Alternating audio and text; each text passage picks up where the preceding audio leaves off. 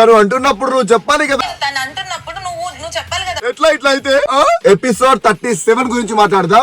Morning song start అయింది. వీళ్ళంతా మొత్తం మంచి ఎనర్జీతో డాన్స్ చేస్తున్నారు. మనం మాధురి గారు ఇట్లా చూస్తున్నారు, నిలబడి వేయండి అని చూస్తున్నారు. నేను బయట విన్నది ఏంటంటే మాధురి గారు మంచి డాన్స్ అని చెప్పి విన్నా, కానీ ఇక్కడ హౌస్ లో ఏంటి డాన్స్ చేయట్లేదు. డాన్స్ వచ్చా రాదా ఏమో.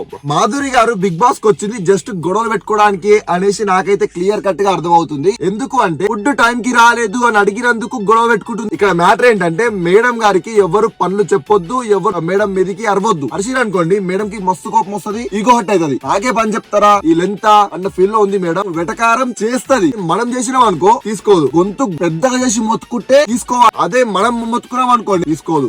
రండిరా రండి చూసుకుందాం రండిరా అన్నట్టు ఉంటుంది అనేసి అయితే నాకు అనిపించింది. పరణి అన్న నిజంగా నాకు ఇన్ని రోజులు అనిపించలేదు, కానీ ఈ రోజు అనిపించింది ఏంటంటే మీరు రిలేషన్స్ వల్ల చాలా అంటే చాలా మీ గేమ్ లాస్ అవుతున్నారు. ఎందుకు అంటే దివ్య వచ్చి అడుగుతుంది, మీరు నాతో సరిగ్గా మాట్లాడుతున్నారు, అసలు నిన్నటి నుంచి యాపిల్ మీరు తిన్నారు ఆలకిస్తున్నారు, నాకు ఇచ్చిరా, అసలు పట్టించుకుంటురా ఏందక్క? ఆయన గేమ్ ఆయన ఆడుకోవడానికి వచ్చిందా లేకపోతే నీకు చాకరీ చేయడానికి వచ్చిందా? బిగ్ బాస్ కి ఆయన ఆట ఆడొద్దా, ఇంకా ఆయన నచ్చినట్టు ఉండొద్దా? ఆయన మైండ్ గేమ్ ఆయన ఆడొద్దా? ఏంది మీ చుట్టే తిరగాల, నీ చుట్టూ అతను చుట్టే? పాపం అబ్బా, ఆయన ఎంత దూరం ఉందామని చూస్తున్నా కూడా వీళ్ళు వదులుతలేరు ఆయన. మాధురి గారు ఏంటండి ప్రొఫెషనల్ గురించి మాట్లాడుతున్నారు, చాలా తప్పు. అది మాట్లాడి అమ్మాయిల పిచ్చి ఏంటది కూడా అట్లా మాట్లాడుంటే ఇంట్లో ఆ మేడం గారి ప్రొఫెషనల్ ఏంటి, ఇంట్లోకి వచ్చి గొడవ పెట్టుకుంటుంది అందరితో, ఇట్లనే ఉంటదా బయట కూడా అని ఎవరు అంటే మీకు ఎట్లుంటది? అండ్ రమ్య నువ్వేమన్నావు, నీ జోలికి ఎవరు వస్తే కిందేసి తొక్కుతావా? అవునా? ఓడి అమ్మ. ఇంకోటి ఏమన్నావు, కళ్యాణ్ ఓన్లీ అమ్మాయిల పిచ్చి అనేసి అంటున్నావు కదా. అమ్మాయిల పిచ్చా కళ్యాణ్ కి? ఏ అమ్మాయి పడితే ఆ అమ్మాయికి పడుతున్నావు? ఓన్లీ తనుజ ఒక్క అమ్మాయి వెనకే పడుతున్నాడా?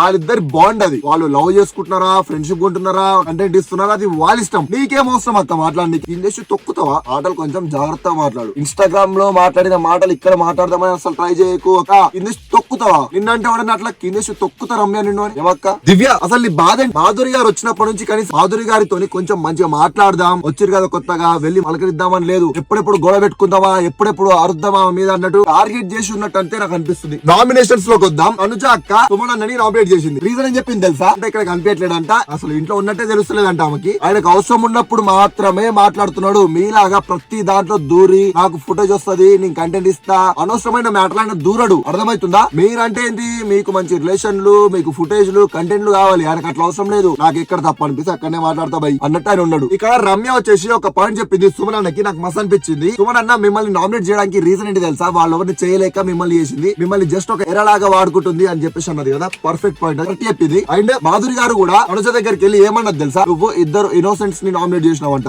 ఎగ్జాక్ట్లీ కరెక్ట్ పాయింట్ మాట్లాడిన ఒక్క ఇక్కడ రమ్య డిమాండ్ కి బుర్ర లేదు నీకు అనడం కరెక్టా రాంగా నా కామెంట్ లో చెప్పండి.